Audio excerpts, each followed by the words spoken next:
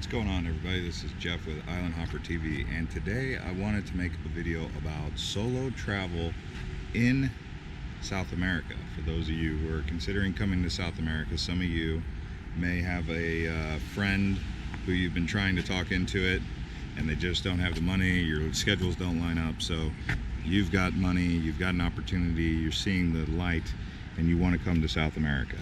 Just so you know, I'm in Punta del Este, Uruguay. I decided to make this video from here, which is going to basically be tips about traveling to South America as a solo traveler, give you some confidence, and also give you some ideas and stuff about how to do this, where to go and whatnot. So the first thing that I would say everyone wants to know is, can I do it safely? Next to safety, you know, can I do it on a good budget? You know, but that's why I'm going to talk about safety first. So from my experience, it is pretty safe in the countries that I went, as long as you're not going out drinking at night and going into some of the more dangerous areas. Sticking to the tourist areas, not trying to go into favelas, and you know, not trying to go into these barrios by yourself and go see what it's like. And if you do that, you know, you should definitely do it on a tour. There's only been, I wouldn't say I've had any real scary situations happen, you know, and I realize that it can happen because I've had it happen in other countries. But in South America, I've been to Lima, I've been to Peru, I've been to Santiago, or Chile, Argentina, and now Uruguay. And next I will go to Brazil. And so, I mean, from my experience, also before that I was in Cancun, so I caught the flight from Cancun. I was there for a week. But I would say Cancun was probably the more, you know, risky spot that I felt like kind of like on edge a little bit. But I haven't really felt that down here in South America yet, and I don't intend to. And when I go to Rio, I've done some research on Rio, and you know, I'll stick to the tourist areas and, you know, not push my luck and do too much partying and whatnot. But Peru was probably the one that was a little bit more sketchy than the other ones. Haven't had any issues with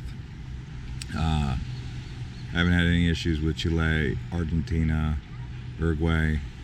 So there you go. Next thing, how to do it on a budget, how to make it affordable.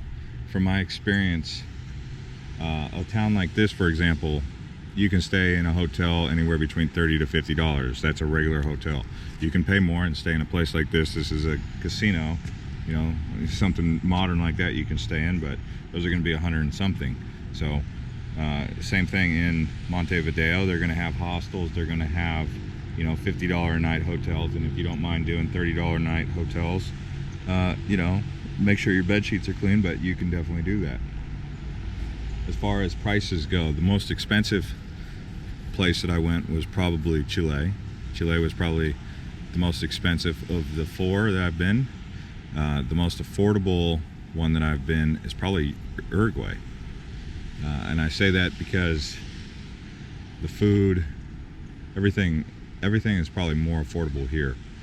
So that's why Uruguay kind of gets a little bit more of a tip of the cap. It's friendly, it's safe, it's modern, and it's affordable. So, and it's also not overcrowded and overrun with tourists. So I do recommend exploring this place. As far as some of the things that you should add to your list of places to go, I would say this is kind of the direction you're going to want to go. Iguazu Falls, okay, Patagonia, and if you go into Patagonia, you can go either through Chile, but you would catch an airplane from,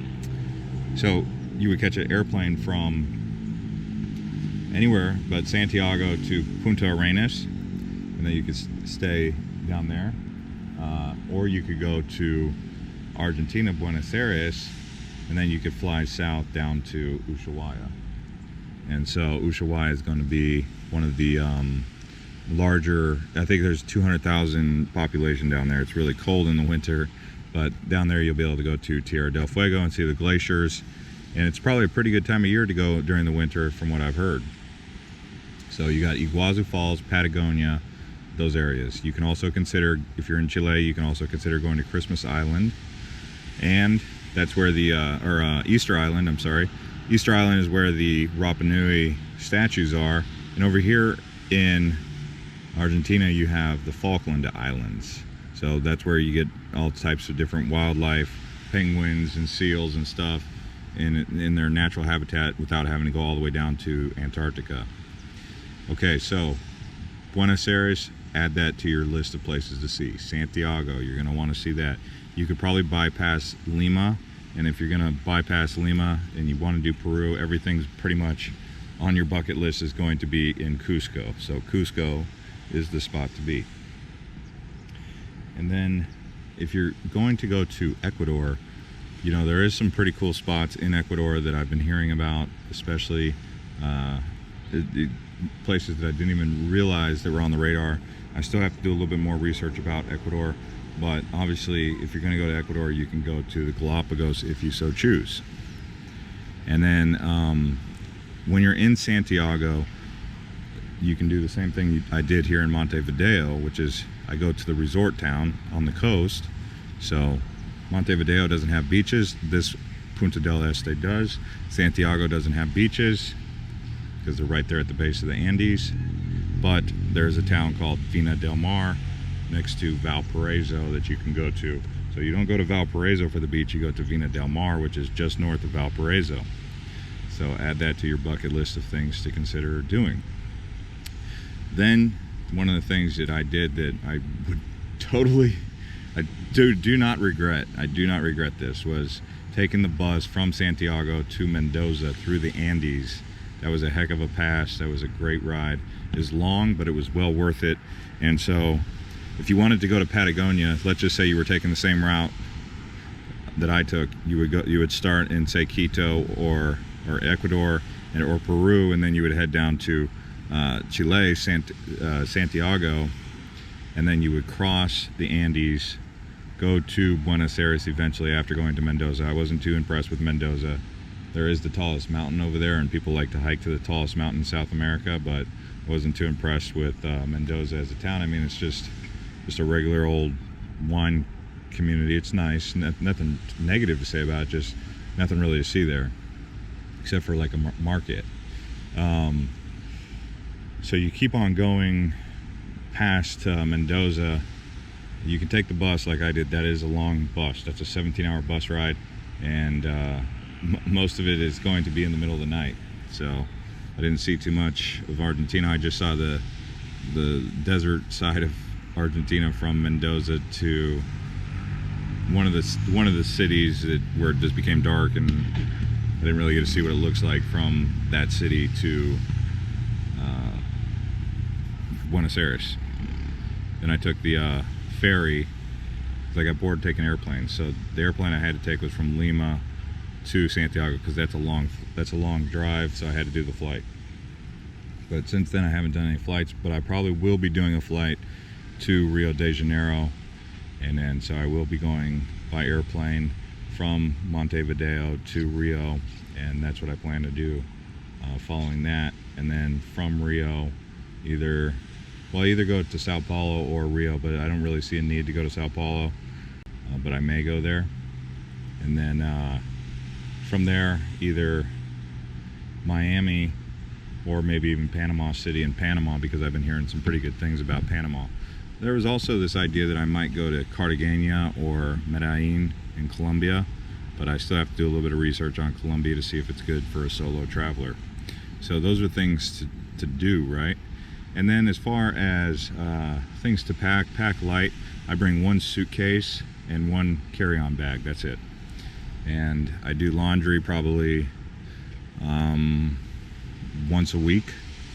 I don't try to go to the very end of my laundry bag because, you know, sometimes you might not, if you plan for a week, you might not be able to be around a laundromat, so you'll need to give yourself a buffer period until you get to the next laundromat to where you just barely have enough clothes, right? As far as general food warnings and stuff like that, or food, I was under impressed with food in Argentina. Argentina is beef, you know, I tried it in different restaurants too. I tried it in high-end restaurants, I tried it at hotel restaurants, I tried it at side street vendors. It didn't live up to the expectation that I had. Peru's food was probably, I was more impressed with Peru. Chile, I was not too impressed either. I wouldn't say, oh wow, go to Chile if you're a foodie. But Peru lived up to expectations. Uruguay, a little bit better than Argentina, actually, in my opinion. Other than that, I mean, there's so much to discuss as a solo traveler, but I would say you would have no problem both. Male and female, you both can do it. Obviously, I'm a male, so, I mean, I don't know if I could speak for the experience of a woman, but I would say that both men and women should be able to make this trip solo without issue. I don't think the only solo traveler that I bumped into that I've made friends with was a Brazilian, and then there was just a couple other people along the way, but no Americans or no Aussies, or every once in a while I'll see Americans.